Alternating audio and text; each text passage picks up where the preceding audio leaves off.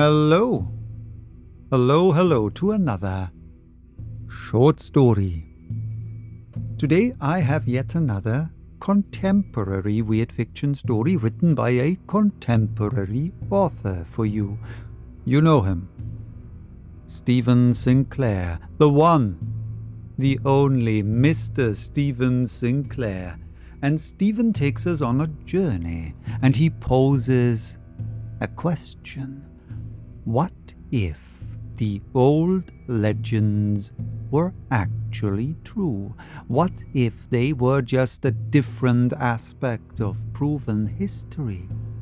What if all these strange and, well, let's face it, sometimes a bit childish fairy tales, at least when we look at the sanitized TV versions, what if they were just simply an attempt of an explanation for the unexplainable, yet definitely real reality? A question that is deeply rooted in the foundations of weird fiction. Here is Blood and Snow by Stephen Sinclair.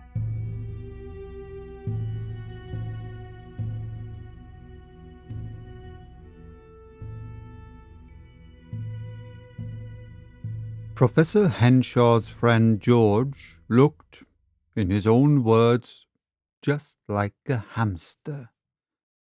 Currently he looked like a very aggrieved, very annoyed hamster because Henshaw was trying to talk him out of it. They had met 2.5 years before. George was from what he described as a dump in the Midlands. He worked in a dead-end job in the records department of the town council. His secret passion was for history. All his spare time was devoted to it. He had lots of spare time. Lots of empty hours. George had been writing a book. It was all about the life of Sir Thomas Malory. As a self-taught person, he had been having difficulties translating and understanding some of the source material. When he wrote to people in the colleges, he'd been dismissed out of hand. He was just a despised armchair history buff. Also, not the right sort. The return address illustrated this clearly. It was only when he wrote to Andrew Henshaw that he got anywhere. Henshaw had asked if he could have a look at the manuscript. George had immediately gotten on a bus and come down to Oxford. The book wasn't just good. It was brilliant. They had a long talk. It had been interesting. Henshaw had been pleasantly surprised. Like lots of geniuses, he often found other people intensely boring. George and Henshaw had also instantly hit it off. The little man from a dump in the Midlands said he was the perfect person for you and your lady friend to go to the pub with. We'll have loads to drink quickly, have a quick chat, and I'll bugger off. He had been a man of his word. He even got on with Henshaw's girlfriend, Mary. George had gotten the help he needed, and a year later his dream had come true. He got published. This had not only pleased Henshaw because he liked George, it had also pleased him because of how annoyed it made some of the historians at the university, those who he considered insufferable, boring snobs. Their rage had been delicious. The little man from a place they intended never to visit had not only written a good book, he had also actually discovered the probable identity of one of Malory's mistresses. Things like that were not supposed to happen. It wasn't cricket. Henshaw was delighted. They had gotten gloriously drunk at the launch party. Mary, who was not only stunningly beautiful but stunningly clever in her own right, had given George a full-on snog. Henshaw had laughed uproariously as George nearly fainted. "I think she liked your book, George. You mustn't try and publish this, George. Henshaw had said this flatly. Finally. If you do, they're going to pin you to the wall. I don't have to say what by. Then knock the wall down with you under it. Cover it over. And forget you. This was why George looked like an angry hamster at the present time. Henshaw had gallantly ploughed on over his spluttered, indignant, "I thought I would have at least had your support, Andrew," and other protests. He'd got him to shut up, got him another large whiskey, got himself another. He needed it. George was still angry and hurt, but at least he was presently quiet. He was almost biting his lower lip with his big buck teeth, and his cheeks were even redder than usual, but at least he was quiet. George happened to be sitting in the same chair a man called Caputo would sit in over 30 years later, although not in Oxford. Henshaw continued. "I don't care if I sound patronizing. Frankly, I wouldn't bother to reason with you if I didn't think you were intelligent enough to understand that this is a mistake." Here he pointed at the manuscript and notes George had proudly given him a week before. Professor Henshaw had begun reading with interest what would hopefully be George's second book. This had soon turned to horrified dismay, often punctuated by consternation and laughter. Sad laughter interspersed with sad observations like, "Poor old George has gone off his rocker," and "He's what my old Scottish granny would have called know the full shilling." It was a bit tragic, in his opinion. He went on. "You're not stupid, George. You know how stuff like this works. This kind of thing ends up in the mind, body, and spirit section. The hippies love it. And you also know how it's usually done." Here George tried to again protest. Henshaw wouldn't let him. "What they do is, they think up what the Americans used to call the dope, the hook, what Hitchcock calls the MacGuffin.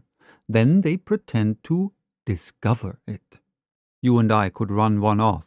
Let's say we made the hook. Big J.C. survived the crucifixion and fled to what's now France, and his tomb's located in these particular foggy hills. Then we offer theories, but present these theories as evidence. That's always at the core of why it's a big, fat load of rubbish. We stick in some stuff about the Knights Templar.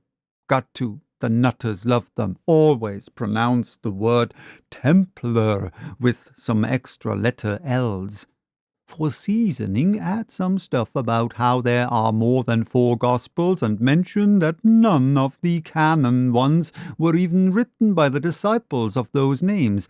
All perfectly true, of course, but it gives a thrill of naughtiness to the kind of reader who's secretly afraid of Mrs. Whitehouse and the Festival of Light people. And his mum. Someone as empty-headed as we both know that churches will be in 20 years' time. Then stick some black and white photos in the middle, castles and silhouettes, some Kabbalistic stuff, that sort of thing. Bit of Renaissance painting, maybe. Finally, the slightly ominous title, The Secret of the Holy Place. Professor Henshaw gulped down his whiskey. "And the saddest thing is, I know that's not what you've done, George, but it's what you'll be accused of, and they'll finish you." Now George did speak. There was no stopping him at this point. "At least you give me that, Andrew, at least that. Do you know how hard I worked on that? I worked harder on that than the first one." Here it was his turn to point at his manuscript. "And it wasn't easy. Look at me, Andrew. Do you think anything's ever been easy for me? And what's more, the work's sound. I'm right." Henshaw could hear the pain in the man's voice. This was bad. Really bad. He thought tears were even possible. It was embarrassing. He had some more whiskey, poured George some more. George ignored it Henshaw held his hand in his hands, bent over his desk, and said, "Let's lay the old cards on the table, shall we? Can we do that, George? Painful as it is." George nodded. "You've written a book in which you claim that not only was Snow White based on a real woman, but that you've identified who she really was. The actual source of the, I'll be generous here, folk tale. And according to you, it's not the usual type of thing, German princess. Her dad using child labor in the mines, 20 kids in one dormitory house. Oh no, you make the claim that she was none other than, wait for it, Vipsania of Alexandria, the wife of the 3rd century Christian heresiarch Arius. You've even come up with an explanation for other parts of the story." George nodded. Henshaw held up a hand, his head still lowered. He grasped a handful of his hair with the other hand. Quietly he said, "And here's the thing, George. It's not even a good hook. The only ones who'll care are you and the people who'll ruin you. No one else will care. The theologians here at the colleges will care, and if that's not a good recommendation not to do it, nothing is. That vicious lot are irrelevant. Take their own washing in and out, except for the damage they'll do you, with the willing help of some of my dear colleagues. And they don't even think Arius came up with all that second person not co-equal with the first boring Trinity nonsense in the first place anymore. But it will get worse. Your average man or woman on the street won't even understand the reference or care to. They don't even think of that lot who don't drink coffee, or the ones they tell you to go away when they come to the door during match of the day as modern Aryans. And they'll just laugh at the Snow White bit. At this point, I'm begging you, George, let me help you do a rewrite. There's some good material here. We do a thing about European folklore. I'm even willing to put my name on along with yours. Publish this. As it is, you're finished. My reputation will survive our original association because, well, I'm me. I'm being honest. So you don't accuse me of being patronizing, in the hope that you'll believe me when I say for the last time, you won't survive this." George leaned over and turned the pages of his notes over slowly to a particular page. His hands shook badly. There was an enlarged black and white photograph attached to it with a paper clip. It was an image of a flat stone slab or pillar, on which there was a crumbling but still legible inscription. The thing was jaggedly broken along the middle. At least half, probably more, looked to be missing. It looked as if it had been set into a part of crumbling ivory-covered wall. "Did you even look at this, Professor Henshaw? This is the missing half of one of the fragments in the Eli Codex. I know that's what it is, as you yourself have stated. Saint Gregory of Tours is the probable author of the part that's already recognized. Also, it's unmistakably an edict of anathema." Henshaw doesn't try and interrupt him. He thinks it's best for him to get it out of his system. Then it might be possible to reason with him, although he increasingly doubts it. "The known part says, 'Let the left eyes of those who could not see the truth be plucked out. Let the tongues of those who spread his evil lies be torn out. The false priests who spread the words of Arius, that wicked man. Let the feet of those who would not stand upon solid ground be with massy hammers broken. Let the legs of those who would not walk the straight and narrow path be cut off. Let the right hands of those who wrote and repeated the filthy lies of that accursed man be burned off. Let the ears of those that would not hear the truth of the Holy Trinity. I found the rest, the part that was missing, on that stone, in a ruined church in Bavaria. I had some luck for once. A local who was keen on my book had been corresponding with me. He put me onto it, although he didn't know what was on it. Just that it was sometimes called the White Lady Stone. I'd also employed a kind of cutting bureau to gather information in the region. They turned up some hints, lots of old folk tales. The wicked dwarf who lost his hands, Hans the liar who lost his tongue, other things. So I went there myself. Professor Henshaw, this is the missing part of the fragment in the Eli Codex. George read from his manuscript. Henshaw thought again. This is bad. He's starting to ramble. The booze is hitting him. Let the ears of those that would not hear the truth of the Holy Trinity, that the second person is co-eternal and co-equal with the first, be torn off.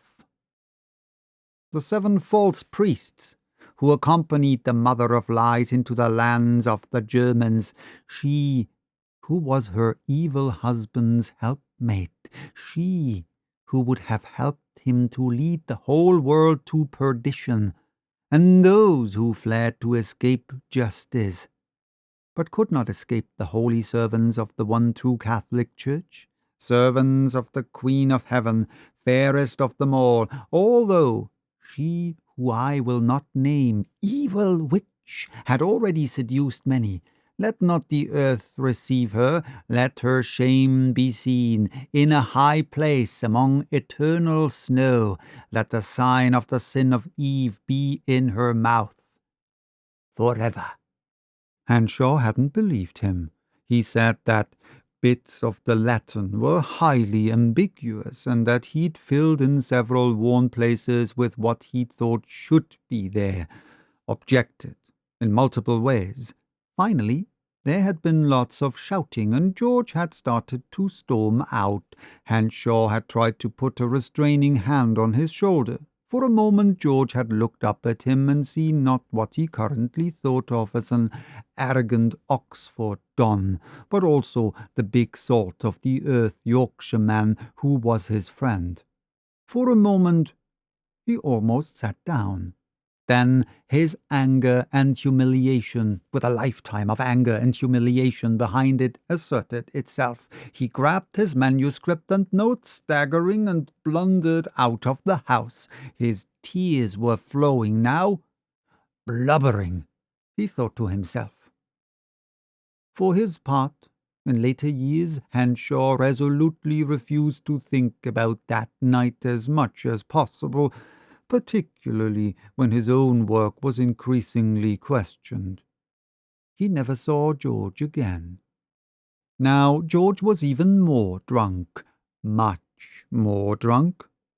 George had long considered himself an expert on friendship because for most of his life he hadn't ever had any. Like most people in his position, his knowledge came from having gotten close sometimes. They weren't your friends if they started to mock you, bully you, and condescend to you. This had happened to him many times. Nor could you be a project, or worse, a charity case. This had also happened to him, and it was even worse. He had once encountered a girl and thought that romance was possible. It had turned out she wanted to save him for the Lord.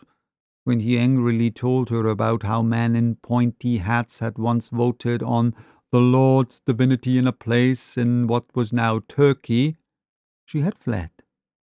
He knew that Henshaw and his girlfriend Mary, with whom George was in love in a reasonable, non-deluded way, had really been his friends. They had admired his book. Also, he instinctively knew they would have openly told him they didn't want to socialize with him if they didn't want to. People like them wouldn't pretend to be polite. Now, all that lay in ruins. And there was worse. Having always hated his 9-to-5 jobs, George had quit his last one when his book was published. This was the 70s, and people like him were not used to getting the kind of lump sum he had been given, not to mention the promised royalties. It had gone to his head. Later he realized it wasn't going to be enough, that if he didn't get another book out, he was going to have to go back to the 9-to-5. He would have to sit in a canteen, exhausted and miserable, with the kind of people who thought the black and white minstrel Snow was good entertainment, who despised him, once he had worked alongside a man called Simon Beale. Back in the 60s, being in the man's presence had, for some unknown reason, always made George want to chuck his last dinner all over the place. Although everyone else seemed to like him. There had been a thing in a paper about a civil war in what had a few years before been a British colony in Africa. Beale had remarked with some relish, "What do you expect? Another lot who didn't know when they were better off?" George had protested that it was surely better for people to rule themselves badly than be ruled by other people. Also, he had tried to talk about the slaughter and destruction that had occurred when the territory had been taken over back in the last century. No one really agreed. No one really listened. Later, on the way home, Beale had cornered him and said casually, "Why don't you do yourself and everyone else a favor? You know what I mean. Why don't you?" And walked away, whistling. He couldn't go back. He needed the new book. Now he saw an abyss opening. He had recently discovered an unfortunate taste for nasty, cheap gin. The cheap, spirit-fueled drink is perhaps the worst one to get a liking for. He had left Henshaw's house, staggered back through the snow to his hotel room. It was one of those really snow-filled mid-70s winter nights. When he reached his room, he carried on drinking. Somehow he found himself in the bathroom, looking at his stupid, tear-streaked face in the mirror, and he had found himself repeating her name. Vipsania. Again and again. He knew he had found her. Even now, it still filled him with pride. In a small but significant way, it would change the world, and he found himself making strange shapes he didn't try to understand on the surface of the glass with his fingers. And he went on weeping and saying her name. Outside, it was now full dark. The moon had risen. It started to snow again. Still mumbling her name, clutching the bottle, George put on his coat and staggered from the room. Swinging gulps of booze, he staggered along. It was very late. He couldn't remember how he had got past reception, or even if anyone had been on duty. Never mind leaving the building. He found himself completely alone beside one of the city parks. It was one of those places where there's just a low stone wall you could easily step over.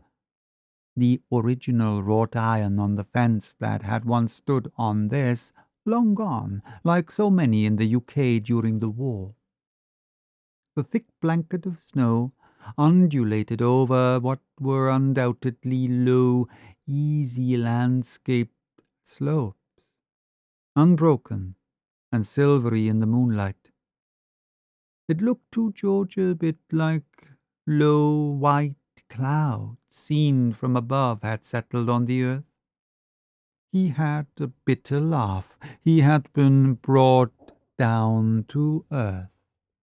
Then it seemed the illusion was complete, for the jagged topmost peak of an Alp of raw living rock, ice rather than snow-encrusted, rose stark and savage above and from the snow that looked like clouds.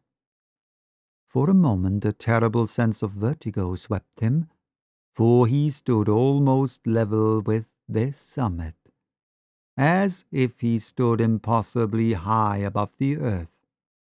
It was easy walking distance away, and in the moonlight he could see black cowled figures moving on the peak, clearly seen against the white. He had no choice. George began to walk forward. He knew there were 7 of them. There was also something that glinted in the moon's shimmer, like glass. He let the bottle drop into the snow. As he approached, they pulled their hoods back so he could see ruined faces of blackened revenants. They were dwarf-like, because their legs had been taken long ago. They had no tongues, so they made mewling, guttural noises as they raised and lowered withered arms, the right ones of which ended in blackened stumps, raised and lowered them towards what was wedged half upright in a kind of cleft in the rock, raised and lowered their arms and mewed in both praise and lamentation. The 7 priests who had fled with her. No matter which way they swayed and turned, 7 twin moons were reflected in one eye, the other empty and ghastly. The thing among the rock glinted dull in the moonlight, a coffin of the kind of the opaque glass the Romans had sometimes used. Inside it there was an unmistakable shape.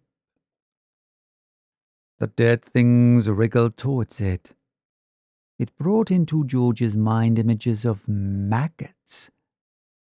For a moment he imagined crippled sea lions. Some of them turned to him and grinned.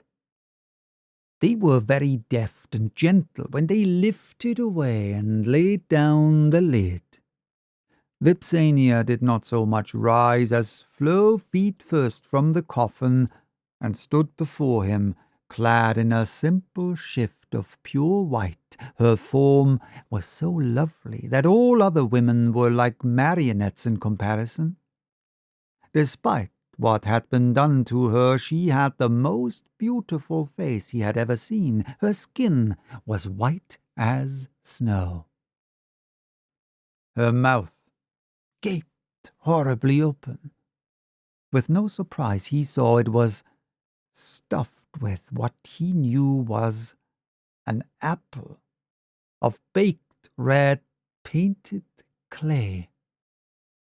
Despite this, she spoke to him clearly. "Do not be afraid, George, for tonight is your wedding night. I am indeed she who you say I was, and she I also became, not least because in some ways it never really happened, although you were also right that this is the story my enemies imagined. I am indeed the seed and the root of that story. I am more real, more powerful, for that very reason. But I am also, for like reasons, the seed and the root of another story. Yet I am not." She gave a beautiful, musical, and completely inhuman laugh, reached out and caressed George's face with her cold hands. "Can you guess what story it is, George?" George could guess. Every part of him began to shake, not with cold. Vipsania of Alexandria reached up and pulled the flesh of her own cheek impossibly to one side. With the other, she plucked the clay apple from her mouth. George saw what big red eyes she had, and the long teeth. Cobra. Fast. She kissed him. On the third night, the vampire rose. It slid from beneath the tree it had been buried under and through the snow. It made no disturbance, left no footprints. It decided it was going to pay a visit to Andrew Hanshaw. It needed only knock and say it was George. When invited in, it could then come and go as it pleased. Over the next few weeks, Hanshaw would be less and less the strong young man he was.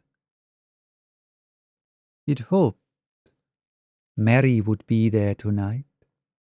With senses that are thankfully nameless, it smiled when it saw she would be. Decided it would not be sleeping alone under its tree when the sun came. It was already flowing away like mist when it sensed the ghost, and knew who the ghost was. It reformed and stood hissing at the old man in a tattered robe who bared its path. The old man wore sandals and leaned heavily on a staff. Like it, he, of course, left no footprints. He had vivid green eyes and a peculiar pointed chin. The old ghost spoke kindly to it, quietly. For reasons of my own, I will not allow you to go to his house. He must be as he is now, for when he has another visitor, in another place, at another time. The old ghost shook its head, pausing. Know, unfortunate abomination, that the man whose ruin thou art was one of the greatest sages of the world. He should have belonged to the ages. He did not deserve this fate. Go to sleep now. The old man touched the vampire with his staff. For just a moment, there was another expression on its face. It collapsed, an inert mass of dead flesh. No one ever found George in the place under the tree where he was gently laid.